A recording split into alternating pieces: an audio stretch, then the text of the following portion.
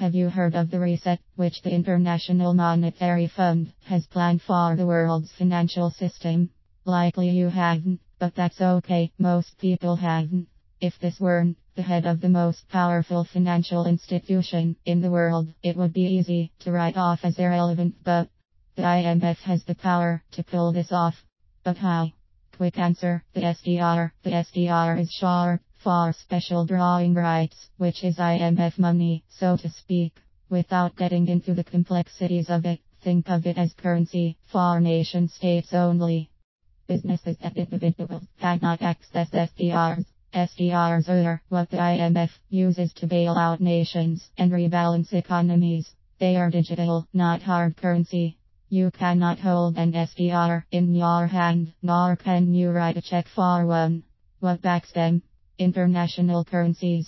Larger economies like the EU, USA, Britain, China, and others contribute their currencies to the IMF as donations to be used to maintain the global financial system. When a nation like Greece gets in trouble, the IMF may choose to issue SDRs, which can be converted into any currency required. So in the case of Greece, they would convert their SDRs into euros. Remember, SDRs are digital only, and you could say they were created to be converted into another currency. SDRs were created in 1969 and are used by many nations. There were times when political forces attempted to make SDRs the world currency, but none succeeded. But today more than ever, there is a growing consensus among nations to bring the SDRs onto the world stage as the one world currency. Exactly what this would look like and how it would come to be are details only a handful of people know, but there is a meeting every 5 years to discuss the SDR, and the next meeting happens to be in October of 2015. Why this matters?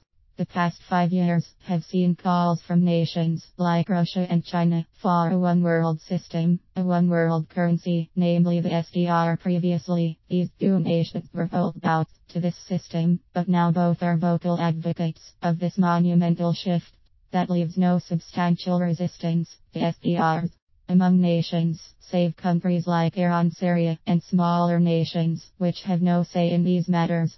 Back to the reset. The term creative destruction is popular among economists. It refers to the process of destroying something in order to birth something better. In this scenario, they would deem destruction to be creative. This is exactly what the heads of large financial institutions, nations, and various global players have in mind. They have said so with their own words, and when people with this kind of power say they want to do something, it would be wise to remember it. It's true they don't always succeed, but usually they do. The global reset will be a currency reset. Select currencies will be chosen to form a basket of currencies, which will be the privileged few to which SDRs can convert to.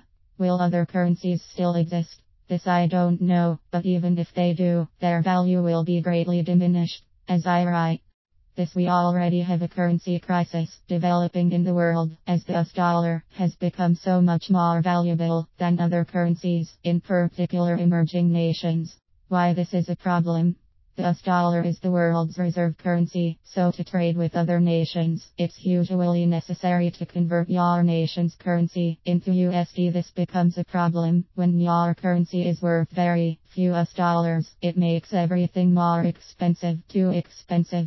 It can be a benefit for exports though, as other nations view your products as cheaper due to your currency being devalued, but unless the country is a major exporter, this isn't enough to offset the devaluation disadvantage.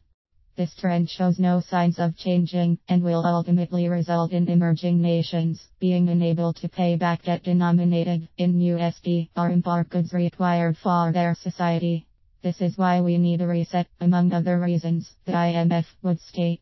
If you listen to the IMF discuss the reset, it sounds like a necessary change and beneficial for global trade and commerce, but behind the few benefits are some very nasty hooks. SDRs will put control of the world's money in the hands of a few.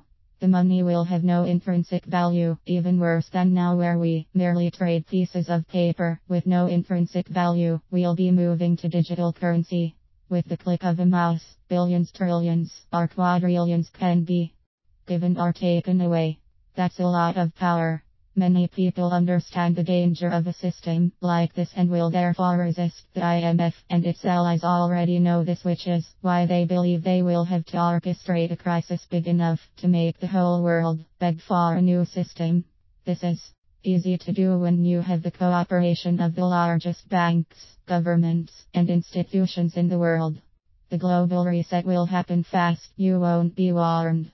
You'll either be ready in advance or you'll be subject to whatever crisis unfolds. Whether it be a collapse of the banks, an economic collapse, a war, or all three, is anybody's guess, but it will be the world's largest economic event in history.